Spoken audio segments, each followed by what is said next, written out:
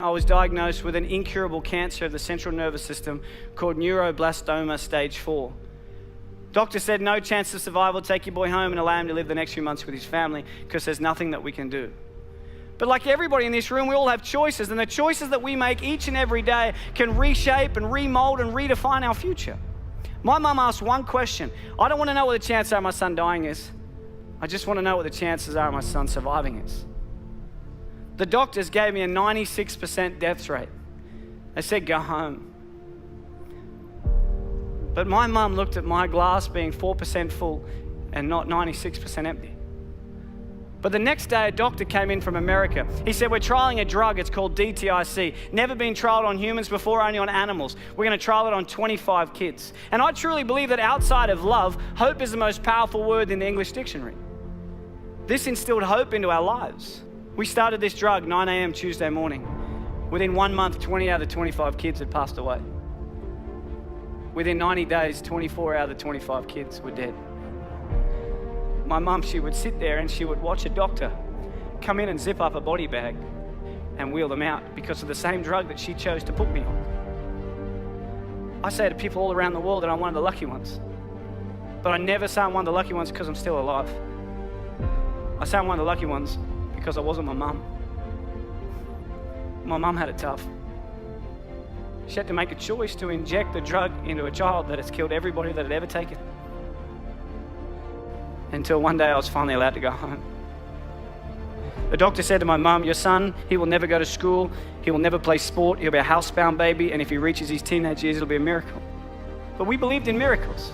And my mum wanted my dreams to come true. When I was lying in hospital, my mum bought me a Velcro glove and a Velcro ball. And she'd sit at the end of the bed and she'd lob the ball to me. I'd catch it and I'd throw it back. Till she gets further and further away until eventually I said to her, I have a dream, and that dream is to one day play baseball in America. And people laughed at me. Nobody in your life will tell you what you can do. They'll only ever tell you what you can't do. My dream was to play baseball in America, and I wanted to do everything in my power to make sure that happened. And there was a lot of hiccups along the way. I had my first heart attack when I was 12. I had glandular fever, I had bacterial meningitis. But people kept telling me I wouldn't do it. So it made me work really hard to make sure I could do it. I was lucky enough at the age of 17 to sign a contract and live in America and play baseball. But as you know, life is like a roller coaster. You can get to a pinnacle point in your life and it can get taken away from you in a heartbeat. At the age of 18, I was playing baseball in Phoenix, Arizona. I slid into a base at second and I woke up 3 days later. And at the age of 18, I suffered my career-ending heart attack and I was sent home. I was a depressed boy.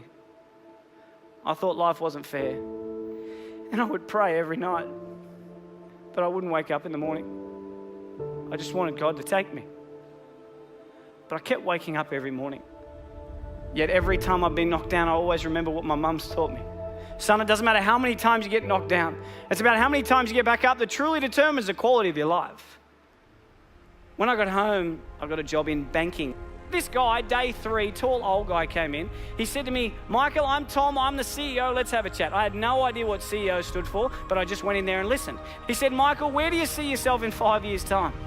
I had no idea where I was going to be in 5 years' time, but my mum, she always taught me, son, shoot for the moon, and if you miss, you'll end up in the stars. So I said to him, Tom, in 5 years' time, I'm going to take your job. He hated me. Don't ever say that to your boss, okay? They do not like you when you say that. But within 12 months, I was the youngest bank manager in Australia. Within 2 years, youngest area manager. 3 years, youngest state manager. Within the 4th year of being with this company, I was the youngest national sales development manager for one of the largest companies in the world. At the age of 23, I had 600 staff, had 120 banks around Australia and New Zealand. I made lots of money. I lived in $1 million house, had a $100,000 sports car, wore the Armani suits and the Rolex, and I reported directly to my mate Tom. But can you imagine if we look at success not about the materialistic possessions that we can take from this world, but rather what we can give back to this world that makes it a better place than what we found it? I was fortunate enough to be in a position to be able to do something for the most inspirational, the most influential, and the most loving person I've ever met, and that was my mum. On June 16 last year, I was lucky enough to put a pink ribbon on a door to a brand new home. And I got a chance to buy my mum a brand new house. to be able to give back to someone that has sacrificed so much for me is without a doubt the greatest gift. It puts a smile on my face knowing that I've been able to help her. And when I was 7, I heard through the curtains the doctor say to my mum, he will never go to sport, he will never play baseball, he will never ever go to school, and if he reaches his teenage years, it'll be a miracle. And my mum, she walked out, and I said to her as if I didn't hear, what did the doctor say? And she said, everything's going to be okay, son. When I was 12, I had a heart attack, and the doctor said to my mum, he will never play sport again. She walked out, and I said, what did he say? And she said, everything's going to be okay, son. And earlier this year, I finally got a chance to return the favor. Unfortunately, earlier this year, the doctors found 4 tumors in my throat. I've never seen my wife cry so much in all my life. The doctor said to me, Michael, we're sorry, but tomorrow's not guaranteed. You need to slow down. But that's one thing we all have in common, because no one's guaranteed. I think that life is not about the amount of days that you live on this earth, but it's about what you fit into those days that allows you to live a remarkable life. And I remember driving home, and she called me, my mum, and she said, Mike, what'd the doctor say? And I said to her, Mum, everything's going to be okay.